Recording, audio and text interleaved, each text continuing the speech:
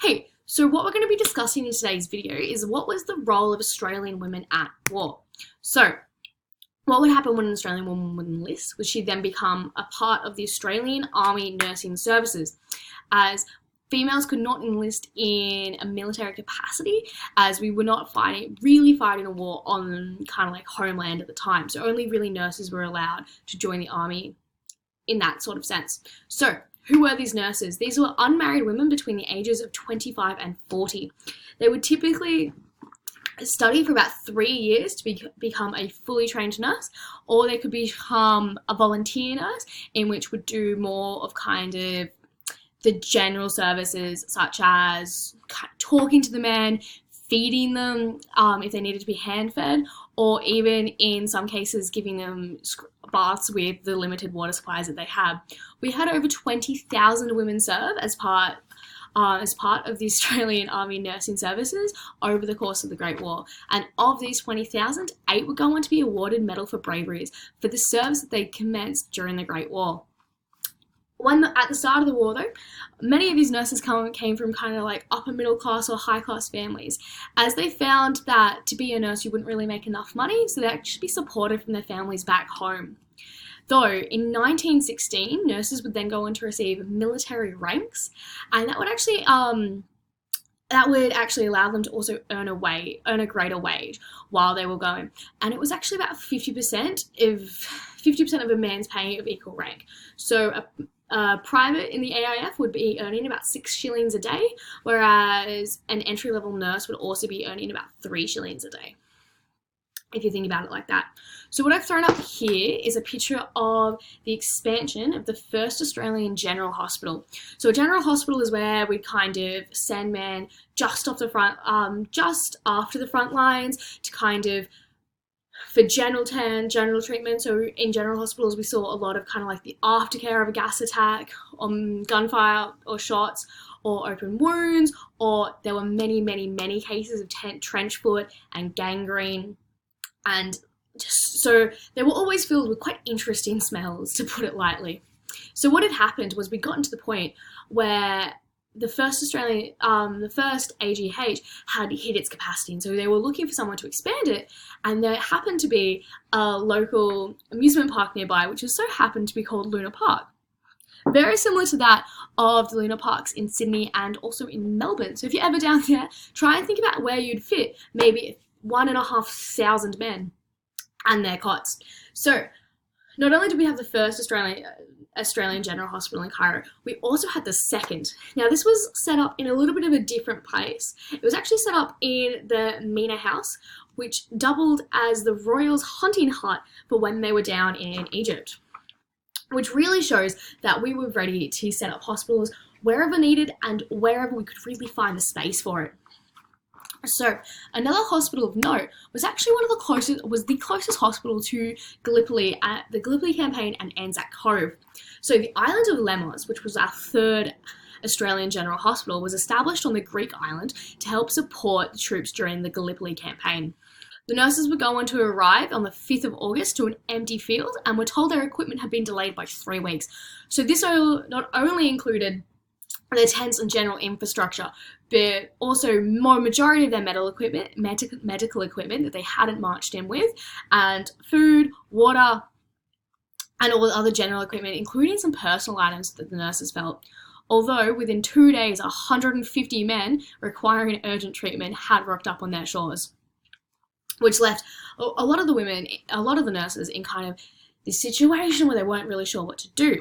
But thankfully, a Queenslander, matron Grace Wilson, would end up kind of like keeping them all together and really arrange and kind of like helping arrange and lead this amazing group of nurses to really kind of make the best of what they'd been given. So what we can see here is they've laid out all the men in a way in which the nurses can also identify who requires treatment, and they would walk up and down providing as much as they could, which was not typically about basic dressings and feeding or giving the men as much water as they could, although there was still a limited supply. So it was still rationing in kind of this area, although it was very low tech at this point, and a lot of the nurses were very worried because they knew Gallipoli was going to be a large deployment and they weren't sure whether or not their equipment would actually arrive in time. Though it did. So down here in this photo, we can also see that all of their infrastructure has arrived, although it was majority of that of a tent city, which further expanded the nurses' training and kind of like requirements to also be that to keep up with like their tent repairs and upkeep and guideline repairs, as it was, since there was really no shelter from the winds that would come through over the island, that these tents were getting a lot of wear and tear, which was really not great if you were performing some delicate work inside the tent, or if you were really trying to kind of like keep everything calm and collected and really help these men who were overcoming things of monumental proportions over down in Gallipoli, seeing some horrific stuff, and we're really just trying to kind of like recuperate while on the island. So what Grace Wilson had also done was she'd also campaigned for the kind of like, she'd become an advocate for the nurses themselves. As they were coming closer to the winter, she'd been talking to a lot of the generals and trying to kind of get them to pour a little bit of more money into the nurses' budgets so they'd be able to actually have warmer tunics for the winter, as many nurses were very worried already at how thin their tunics were getting, as they'd already been there for a few months and they only really had one.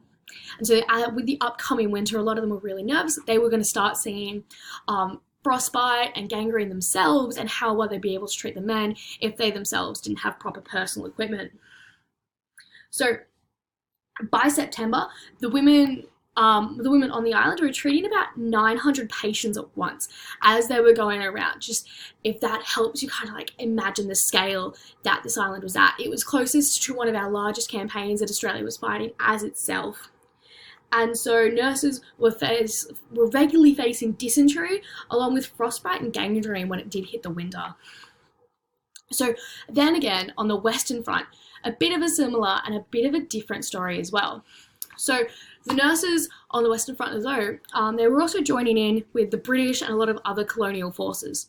So one of note was the 38th British Casualty Clearing Station. So there is a bit of a difference between a casualty clearing station and that of a general hospital.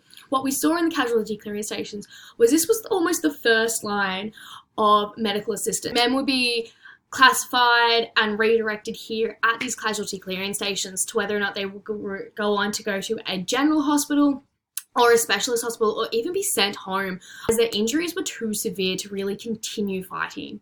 So what happened at one of these casualty clearing stations of note was we had an Australian nurse posted here whose name was actually Pearl Corkill, and she would go on to receive a Medal of Courage and Devotion due to one of the acts that she played out on July 1918, where the casualty clearance station had been bombed in an area, and there were direct orders to kind of like take cover, just leave the patients as they are at the moment, take cover, take care of yourself first. And Pearl just kind of dismissed all of these orders and continued caring for her patients because she knew that they wouldn't be able to really move or may not even survive the length of the air raid without direct medical assistance at the time.